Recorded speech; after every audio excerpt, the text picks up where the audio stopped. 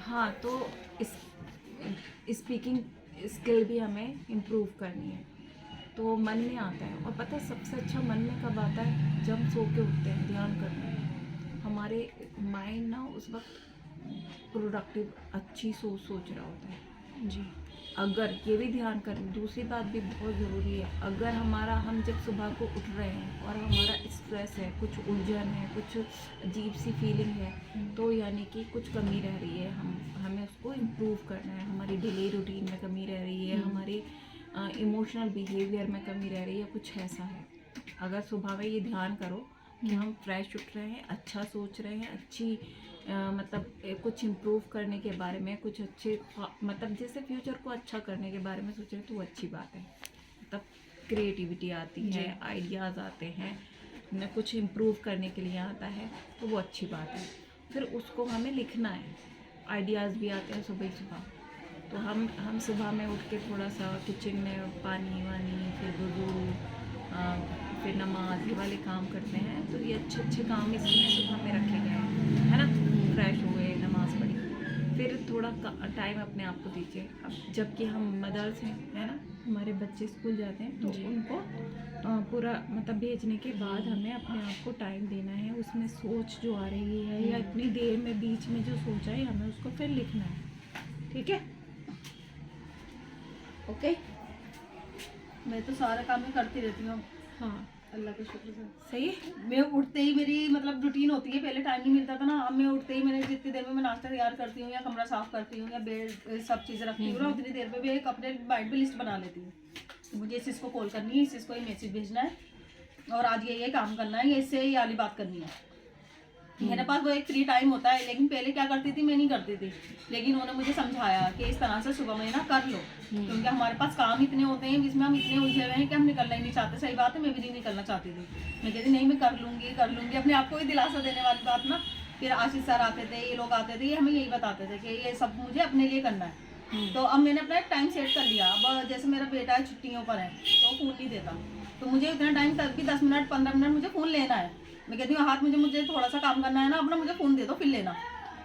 वो नाश्ता लेने जाते हैं, इतनी देर में मैं अपने सारा काम निपटा लेती हूँ। 15 मिनट लगते हैं मुझे। मैंने काम करा, फ़ोन लिया, एक को मैसेज भेजा, फिर दूसरा काम करा, फ़ोन लिया, मैसेज भेजा, मैम को कॉल करी। वही टाइम मेरा इनको कॉल करके अपना डिस्कस करने का होता है। चाहे हमें 2 मिनट 3 मिनट लगे, हम अपना रूटीन सेट करते हैं कि आज ये कर लेना, इस तरह कर लो, उसको कॉल करो, इससे मैसेज भेजो। इस तरह से हम अपना सेट कर लेते हैं एक दिन का रूटीन।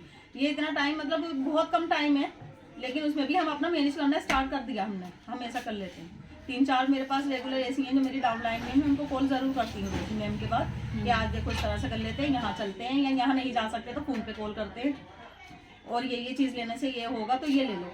जो भी हमें प्रॉब्लम होती है ना, हम सब उसमें शेयर कर लेते हैं, क्योंकि रोज़ हम मिल ही नहीं सकते, तो फ़ोन पे कोशिश करते हैं करने की।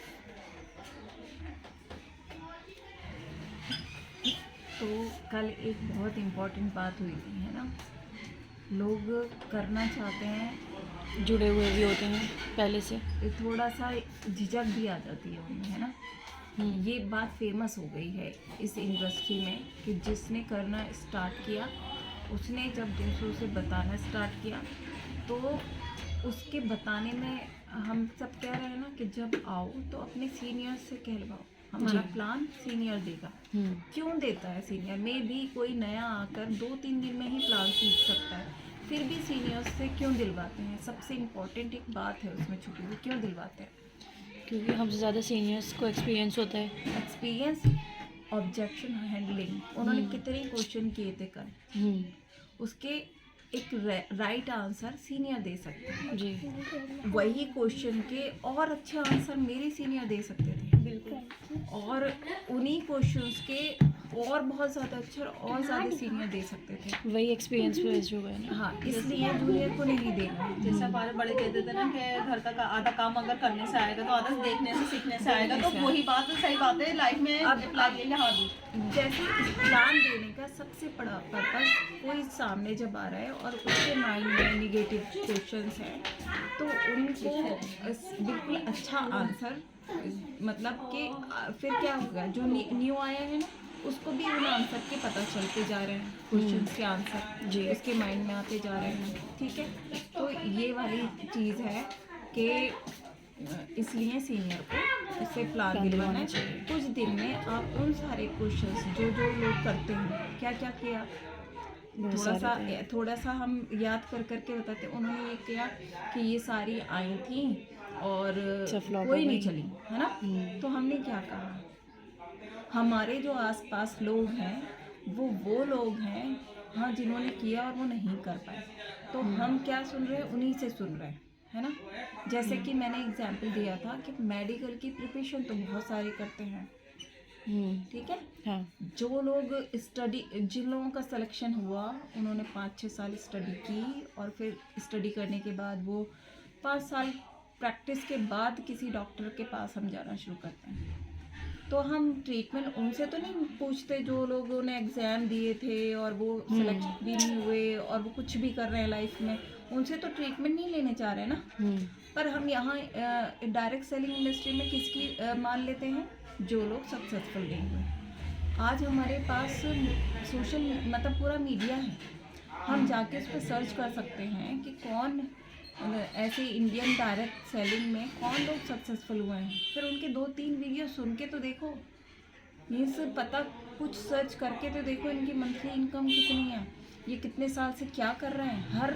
हर ब्रांड में सक्सेसफुल लोग हैं, ठीक है। जो उन्होंने 2 नाम लिए थे ना, उसी में आज लेडीज़ भी इतना अच्छा काम कर रही हैं, जेंट्स भी, उनके एमडी भी इतने अच्छे हैं, सब काम हो रहा है, ठीक है। पर हम एडवाइस किसकी मानते हैं, हम अपना रोल मॉडल किसको बना रहे हैं, जो आसपास अनसक्सेसफुल हो गए हैं। तो वो डिफ़ॉल्टर्स हैं, डायरेक्ट सेलिंग के डिफ़ॉल्टर्स हैं, जिनके हम सुन लेते हैं, ठीक है। ऐसी एक एग्जाम्पल दिया जाता है। वालेकुम अस्सलाम। तो एक एग्जाम्पल दिया जाता है कि एक मुंबई में एक स्टेशन है जहाँ पर मतलब बॉलीवुड इंडस्ट्री के लिए रोज़ बहुत सारे लोग उतरते हैं। अब हर कोई शाहरुख खान, अक्षय कुमार, कैटरीना ऐसे ही बनने के लिए नहीं उतरते हैं, सब तो नहीं बन जाते ना। तो ऐसे ही इसमें है कि डायरेक्ट सेलिंग में भी आए बहुत सारे लोग, जो मेहनत कुछ करेगा लोग- वो हाँ, सफल कुछ होगा। लोगों ने आई थिंक वो सीरियस नहीं लिया, कुछ लोग अपने पुराने काम में ज़्यादा लगे रहे, कुछ लोग उतने अच्छे माइंडसेट के साथ नहीं आए थे कि हमें यहाँ कुछ बड़ा कर रहे हैं, पर हम सुने उन्हीं की जा रहे हैं। अभी तो हमारे पास में पूरा वर्ल्ड है ना, ये फ़ोन जो है पूरा वर्ल्ड है, इसमें हम सर्च कर सकते हैं ना कि कौन सक्सेसफुल हुआ है, ठीक है। तो बस यही करना है, स्टार्टिंग में अपने सीनियर से प्लान दिलवाना है।